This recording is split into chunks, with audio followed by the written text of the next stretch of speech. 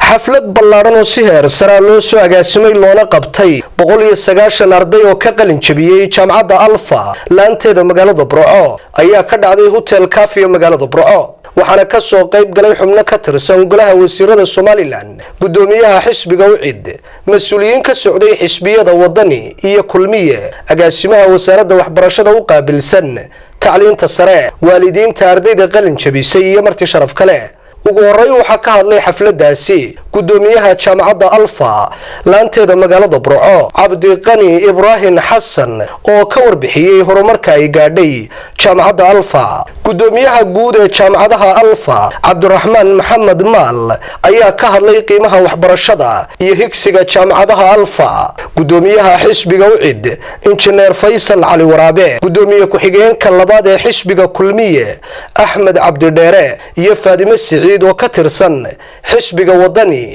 ayaa iyaguna ka hadlay munaasabadaasi ugu dambeyntii waxa ka hadlay xafladda wasiirada xiriirka golayaasha Maxamed Xaaji Aadan Cilmi shaqagelinta iyo arrimaha bulshada Hinda Jaamac Xirsi Gaani iyo wasiirka beeraha Axmed Muumin Saad waxaana intaa arday qorbaata 8 oo arday oo isku jira ardayda masterta digriga jaamacadda waxaa loo aasaasay iyadoo laga duulayo baahida ka jirta gobolada bariga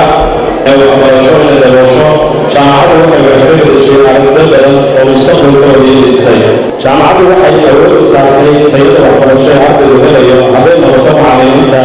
khibrad fuule waxay dhigayaan manhaj casri oo habaysan practical oo ardayda inta badan laga aqoonsado dhammaan kulliyadaha caafimaadka oo leh practical dhamaystiran gabagabada ardayda qalin jabinaysa oo ka kooban 190 arday oo isku jira kulliyadaha lowga DSA Human Resource Accounting ICT Lab iyo Military waxaan halkan ka cadaynayaa sidii uu soo gudbiyay xafiiska diiwaangelinta jaamacaddu inay si xalaal ah u dhamaystirteen waxbarashada maanta ay ka mid yihiin graduate oo waddanka halkan ay joognaysa waxaan leeyahay waxay weeyii halgan dheer ayaad soo marteen halgankaas oo doonaysay inaad himiladiina gaadhaan maanta ayay duulowday oo himiladiina aad gaadheen tacliinta jumhuriyadda Somaliland waxay gacan ka geysay dadka reer Somaliland ee jaamacadaha iyo iskuulada private-ka sameeyay dhalinyarada qalin jabisay waxaa loo baahan yahay in aad u fikirtaan dalkiina sida hore ugu marin lahaydeen waxaan idin leeyahay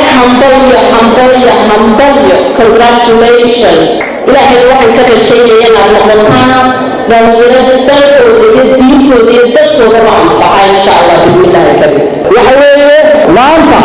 dalkeenu waxa adduunku isku raacay inuu yahay dalalka adduunka ugu horumarsan waxaan u hambalyeeynaya una duceynaya inuu cilmigooda noqdo mid iyaga iyo ehelkooda iyo qarankooda iyo naftooda iyo macallimiintii waxbartayba uu anfaco ardayda qalin jabinaysa jaamacadda Alfa University Burco waxaa ku arkaysaa golaha wasiirada xisbiyada qaranku waxay u soo guureen ama u soo garbacarabeen dhammaadkii munaasabadaasi waxaa shahaadooyin la guddoonsiiyey ardayda ka qalin jabisay jaamacadda Alfa ee magaalada Burco oo noqonaysa dufcaddii labaad ee ka qalin jabisa jaamacaddaasi Calidaahir Maxamed Boos TV Qalin Universal Burco.